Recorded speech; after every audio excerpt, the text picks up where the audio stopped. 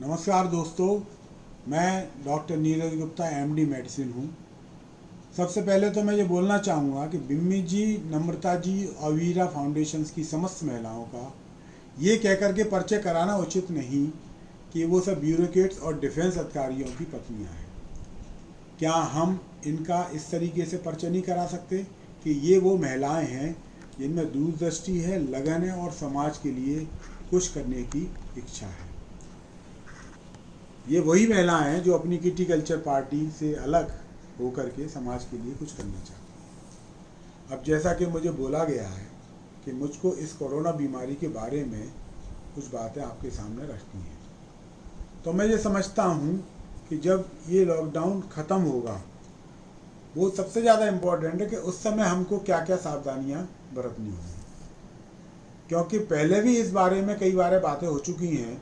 तो मैं आपका ध्यान इन दो बातों पर आकर्षित करूंगा। पहला कि मास्क के बारे में, और दूसरा लॉकडाउन ख़त्म होने के बाद सावधानी के बारे में, स्पेशली डॉक्टर्स की क्लिनिक के लिए। पहला, N95 मास्क। लोग बाग पूछते हैं कि N95 मास्क को हम दोबारा प्रयोग कर सकते हैं, यूज कर सकते हैं?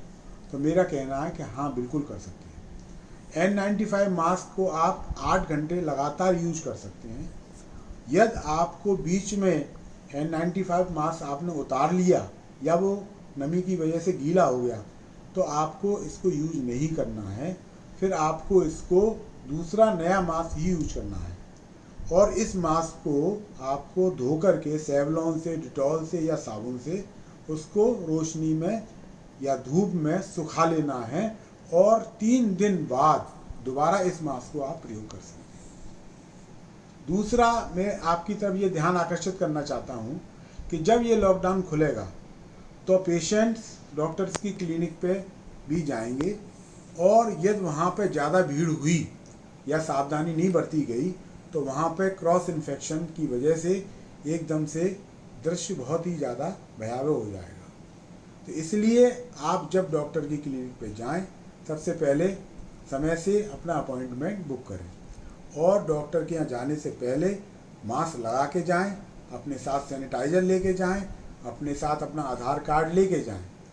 वहाँ पर समय से पहुँचें, भीड़ ना लगाएं, और डॉक्टर के स्टाफ के द्वारा निर्देश का पूर्णतः ईमानदारी से पालन करें।